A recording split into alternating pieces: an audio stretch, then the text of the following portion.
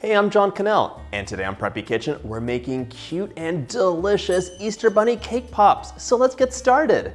And thanks to Domino for sponsoring a portion of today's video. I whipped up a batch of my favorite vanilla cake from the blog. There's a link in the description box below. That's cooling, and now to make these extra special, I'm making a brown sugar frosting for them. To do this, we're gonna want 1/2 cup of brown sugar. Brown sugar is delicious, but it likes to do its own thing, so you're gonna want to just press it into the measuring cup or use a scale. 1/2 cup is about 110 grams. So plop that into a small pan. We also want 3 tablespoons or 45 ml of water and a pinch of salt. My sugar's already melting. I'm taking this over medium-high heat. Stir your mixture together while it comes to a boil. It happens super fast. And then we're gonna reduce to medium and let this cook for an additional minute. We wanted to make a solution out of the brown sugar and reduce some of the water that we added. This smells so good. After about a minute, you can see it's thickened up. It's a beautiful caramel. We're gonna pop this into a bowl. My brown sugar frosting is in process, it's cooling. The cake is out of the oven, also cooling, and I'm making my fondant pieces right now. So just a little bit of powdered sugar is gonna help things not stick for your fondant. You could also use modeling chocolate if you wanted for our components, but the modeling chocolate's tricky because it doesn't really harden. It just kind of like stays somewhat soft. We're doing our cake pops 3 different ways. 1, plain, delicious cake pops. We'll decorate them with some sprinkles. 2, bunny bottom cake pops with paws and a fluffy tail. And 3, a bunny head. So the bunny head is gonna be kind of like my challenge to myself. I think it's actually gonna be kind of easy though. The bunny paws I've done before for cupcakes and they're so easy. If you have any piping tip sets, this is when you use them. The back of the piping tip you use to cut out some paws. And a little powdered sugar will help it not stick. And you can actually use your cake pop stick just to push it through very gently, like that. Don't worry if you get a little mark because we're gonna do some more stuff to these paws. They don't look like paws yet, do they? Today's video is sponsored by Domino Sugar. More than just sugar, your partner in the kitchen for over 120 years, ensuring a trusted baking experience. I love using Domino Sugar in almost everything. You see this box all the time on Preppy Kitchen. And it's because I can always trust the quality and the results I get from using Domino Sugar.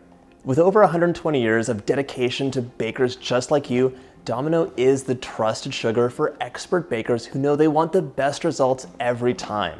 Whenever I open a box of Domino Sugar, I know I'm gonna get the best results ever. My brown sugar is gonna have a wonderful, soft consistency. It's not gonna be rock hard or full of lumps, and it's always gonna taste delicious. Powdered sugar, the same. And I've got to tell you that when you're using sugar, you're not just adding sweetness, you're also adding softness. Sugar gives you a softer baked good with a wonderful mouthfeel. That's the domino effect. And now let's get back to those bunny cake pops with that delicious brown sugar frosting. Let's go. I'm popping some gloves on. I'm gonna color some fondant pink for the nose and bunny paws. Fold it together until you have some pink fondant like this. And now we're gonna roll this out too. These don't look like paws. We're gonna roll them out just a bit so they're ovals. And then once they get the little pads on, they're gonna look so cute. Just a quick roll in one direction. For the pads, you can use small round tips. This is a 12, this is a 10, or you could use a straw and that works too. Now you're gonna pat them out with your fingers just to make them a little bit larger and flatter. And repeat the process with the smaller dots for the little toes. I'm assembling my bunny paws with just a little bit of water. It acts as glue, but only a tiny, tiny bit. And we're gonna stick them on, just like that. And you can press it so it gets a bit bigger. And continue with the other little ones. Once you cut your fondant, try not to let it set out for too long because it'll start drying and it'll crack when you move it around. So while it's wet, you can make these little paws a bit bigger, you can play with it, but after it dries, it's set. Now I'm gonna try and make some ears. I have an idea of how this should go, but we'll see. So I'm rolling my fondant out a little bit thicker this time. These are little bands that give you a guide. So if you get a fondant roller, they have training wheels on them basically, so you don't make any mistakes. This time I'm rolling it out a bit thicker, so I'm not using the training wheels. And let's give it a go. So we're gonna use a large hole from a larger piping tip, to cut some bigger shapes, and we're gonna roll those out again just like we did our paws. Just give them a tug. Never tug on a bunny's ears, unless if they're made of fondant. These are way too large, so I'm gonna cut them down to shape them because a bunny's ears are way more pointy. Give them a cut, and we're gonna shape these out. I'm using a paintbrush just to push down. These are just a little bit under 2 inches. We still have to make our bunny face, so that's a nose and a little muzzle on either side. They're bunny cheeks, so cute. I found a boba straw in the pantry, and all you have to do is plop those out, and with some thicker fondant, when you put them together and round off the corners, with a little pink dot in the middle, it's gonna be the cutest bunny face ever. We just have to press the sides down, and a little texture would be cute, so let's get something for texture. I'm just using the tip of a fork to gently tap my muzzle down and get some texture on here. It's totally optional, but I think I like the way it looks. Paws, check. Muzzles, also done. The last thing we need is the cutest tail ever. Grab some fondant. You're gonna make a little tiny ball, and then either with a toothpick or a skewer, impale the tail, dip it in a little bit of water to get it nice and wet. The water is the glue. And now we're gonna dip this into sanding sugar, and the sanding sugar is gonna make it look so sparkly. If you don't have sanding sugar, just use granulated sugar, that will work too. Look at that, it's like it's covered in diamonds. Okay, and use a fork to carefully remove and set it aside to dry. My adventure in fondant is complete. I'm actually gonna do some painting on this at the very end, but these are gonna dry, and my delicious vanilla cake is cool, so we can make our frosting, start crumbling it up, and get these cake pops going. Into a large bowl, 10 tablespoons of room temperature butter. It should be really soft. We're gonna cream it up. I'm gonna plug this in, and then we're gonna cream it up. Get that butter nice and creamy. Okay. Now, our brown sugar syrup is here. This is amazing. And it's really a thicker syrup. It's basically a caramel, but we're gonna mix it in and it's gonna be amazing. It's a little cold in the kitchen, so it's extra syrupy today. We're gonna beat this into the butter and get it all mixed up. Butter and brown sugar caramel. Oh, that sounds delicious. Now we're gonna add in 1 cup of powdered sugar. In you go. Okay, we're gonna mix this up until it's nice and creamy. And if it looks a little dry, you could definitely add in some creamer milk. After just a little bit of mixing, you have this amazing frosting. Don't tell anyone. That's so good. You're gonna love this frosting. You're gonna use this frosting on a ton of other things. Trust. Frosting's done, cake is cooled. I'm gonna transfer just a little bit of frosting to a separate bowl in case I need it. The edges of your cake are just a bit more caramelized, a little bit tougher than the inside, and you want to have the same consistency throughout so your cake pops are really easy to roll and don't have any weird parts that come apart. And now with your clean hands, you're gonna grab a handful of cake and crumble it up until it is nice and fine. I'm doing that directly into the frosting, but you could do it into a separate bowl if you prefer. This is in nice fine pieces like this. You want them to be nice and small because the next step is to mix it all together. I'm gonna use my mixer again. You could do this by hand, or you could use a stand mixer too. All that reserved frosting is going in, so I'm using the whole batch. And right now the mixer is breaking up any of the larger clumps that were left over of cake and just getting it nicely mixed. Good job, mixer.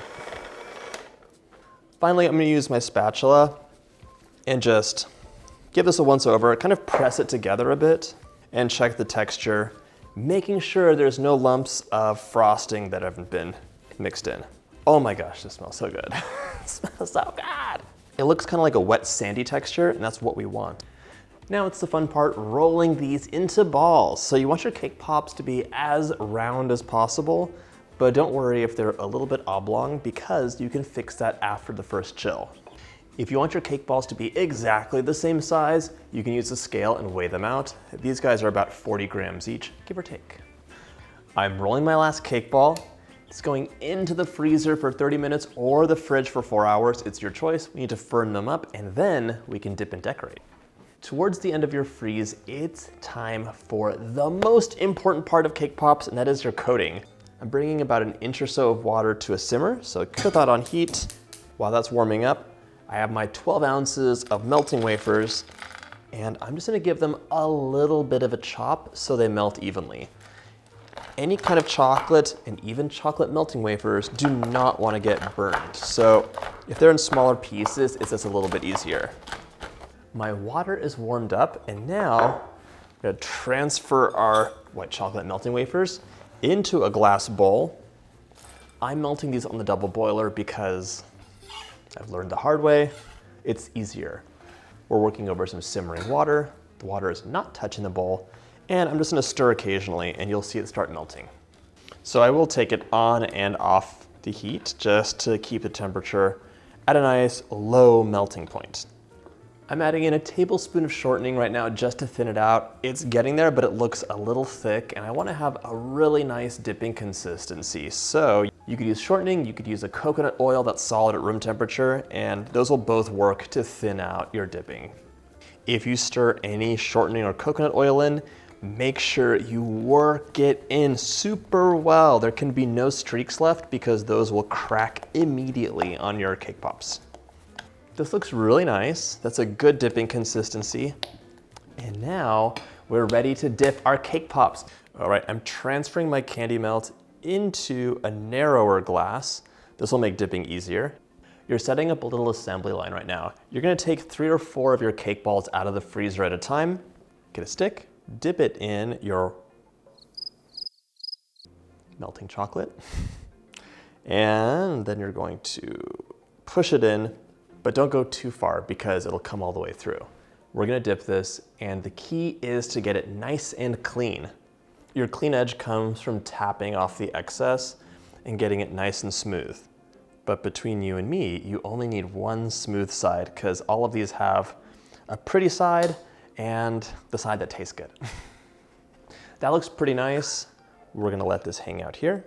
And you might have noticed I'm using a little spatula just to catch some of the excess and remove it from the bottom. If you want, you can just add a sprinkle of sprinkles on top and they look super cute. You don't have to do the fondant bunny situation, or you could do some bunnies and some sprinkles. It's totally up to you. Just make sure you add the sprinkles right away because the shell hardens really quickly.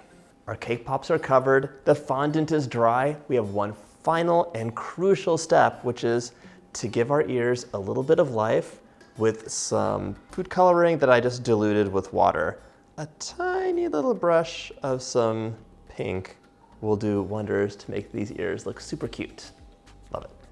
We're gonna use a little bit of candy melt as glue, and now for the bunny bottoms, just put the bottom of that tail in some candy melt. Now we're gonna stick that right on towards the top. That leaves the paws. This is so easy as far as the final decoration goes. You tell me that's not cute. Tell me in the comments if you think this isn't cute, because it's pretty cute. Oh, okay, that's done. And now for our bunny face. Ooh. The bunny face is actually something I wanted to try, so I kind of made it up as I went along. Let's see if it works. All right, we have ears. You're gonna have to hold them on, and I did snip the bottom of the ears so that it would lay flat. Just take away the excess, and it dries so quickly. I'm picking my muzzle up, a little bit of candy melt on the back, pop that on. I have my little nose as well. All right, and the last thing I need are little eyes. So here, I'm gonna grab some confetti sprinkles, but you could just use some actual chocolate if you wanted to. Look at that, pretty cute. My Easter bunnies hopped into life, and the boys are gonna love these. I'm gonna take a bite of one of the sprinkle ones.